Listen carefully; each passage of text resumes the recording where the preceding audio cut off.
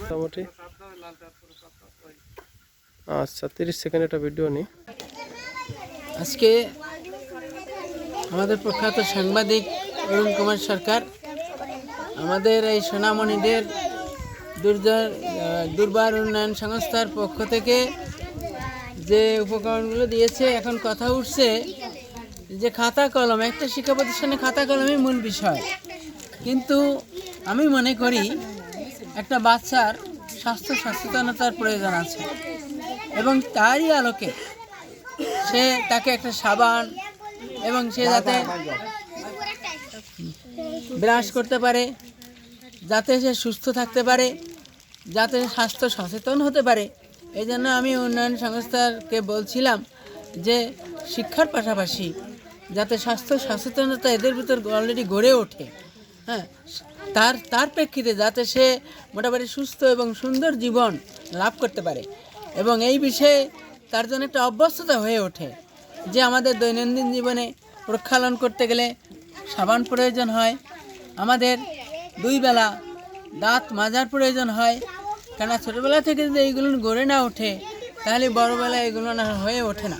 তারই প্রেক্ষাপটে আমি উন্নয়ন সংস্থাকে এই কথাগুলো বলেছিলাম এবং ওনারা সেইভাবেই এখানে আয়োজনটা করেছেন।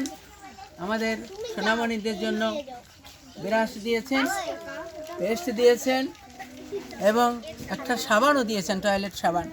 তো সেই প্রেক্ষাপটে আমি মনে করি ওনারা আমাদের যে সহযোগিতার হাত বাড়িয়েছেন আমরা সবাই অত্যন্ত খুশি এবং আগামী দিনেও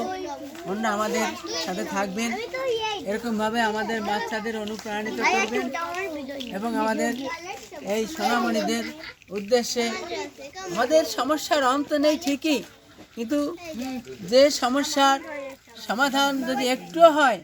তাহলে আমরা সেটা আরও বেশি খুশি হই, আনন্দিত হই, কারণ আমাদের সমাজ মুখ থুবড়ে আছে। এই বাচ্চাদের জন্য, মেহনতি মানুষের জন্য, গরিব বাচ্চাদের শিক্ষার জন্য আলোকিত মানুষের সংখ্যা আমাদের খুবই কম। আজকে দুর্বার উন্নয়ন সংস্থা যে আলোকিত মানসিকতা পোষণ করেছেন তাদেরকে আমি আন্তরিকভাবে ধন্যবাদ জানাই এবং সামনেও ওনারা এহেন পরিবেশের ভিতর দিয়ে আমাদের মাঝে থাকবেন, আমি আন্তরিকভাবে খুশি এবং ওনাদের প্রতি কৃতজ্ঞ থাকবো। সবাইকে নমস্কার।